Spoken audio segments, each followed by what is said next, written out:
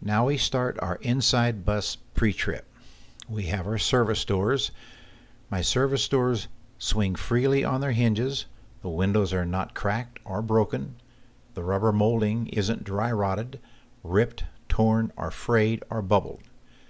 The doors, windows, and rubber are securely attached. I would check my stairwell steps. I would check to make sure that they are not ripped, torn, or have any holes in it. There's nothing sticking up that would cause a student to trip. And they are securely attached to the floor with the proper screws and bolts. This is my step wall light. I would check that the lens is clean and clear, not cracked or broken. The screws and bolts are in place and it is securely attached. I would check my handrail. Reach up and pull on the handrail. As you do that, you say, "The handrail is secure to the bus with all screws and bolts in place." I would check my first aid and body fluid cleanup kits to be full and secure. I would check my fire extinguisher to make sure that the hose is attached. It isn't dry rotted, cracked, frayed, or ripped. I'd make sure that the needle was in the green, the pin is in place, the date is up to date on the ticket, and that the entire item is secure to the bus. I would check my emergency triangles. I'd make sure that I have 3 emergency triangles and that the item was secure to the bus. Remember to ask the tester if they would like to see you put one together. They normally say no. Next, we'll sit in the driver's seat. We'll put on our seat belt. We would say that the seat belt is not ripped, torn, or frayed, and it buckles securely. We'll explain that you are making sure that all of your mirrors are adjusted properly for driving, and tell the tester you are checking the overhead mirror to be clean and clear, not cracked or broken, and that the rubber molding isn't dry rotted, cracked, ripped, or torn, and that the mirror and molding is secure to the bus. I would make sure that the driver's window slides open and slides closed. Next, we'll insert the key into the bus ignition. We'll turn the key to the on position. We'll wait for the wait to start light to turn off.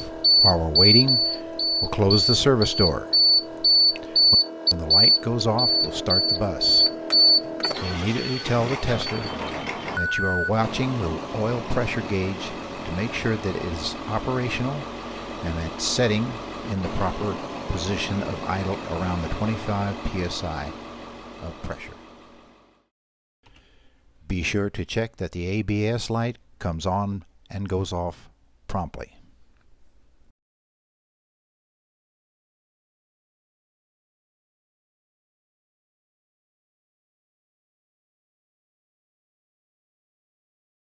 Explain all the heater switches.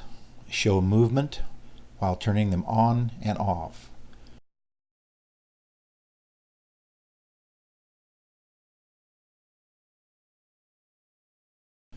Turn on and verbally explain what you are doing by turning on the master switch and activate the 8-way warning lights.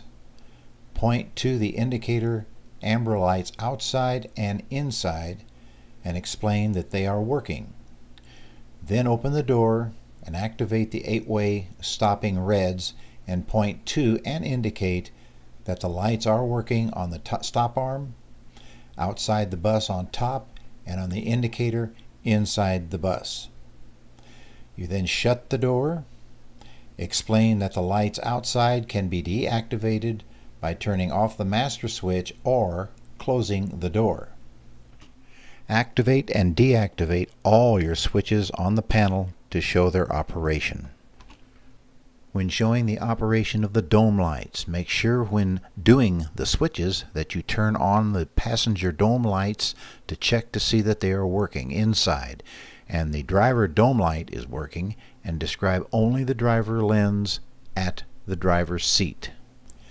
You gently tug on the steering wheel and explain that the steering wheel shouldn't have more than 2 inches of slack in the wheel. Make sure the steering wheel and tires are straight for the brake checks. Check the horn by pushing the horn. Next, we'll check out the windshield washer system. We'll press the button to activate it and point out that it's operating correctly. I will now check my oil pressure gauge.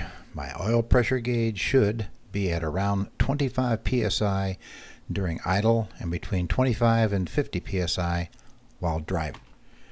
I would check my water temperature gauge. My water temperature should be between 180 and 210 degrees during operation and not to exceed 210. If it goes beyond 210 degrees, I would pull over and inform dispatch. This is my hours driven, odometer with miles driven, my RPMs, and this is my speedometer. This is my fuel gauge, and it should be between 1/2 and full. This is my voltage gauge, and it should be in the green between 12 and 14 volts. And this is my ignition. This is my gear shift lever. Actually run through the gears. Explain each gear and that the reverse buzzer is working and that it shifts freely. Indicators in the instrument panel. Check and point to the high beam indicator. Check and point to each turn signal indicators. And check and point to your hazard indicators.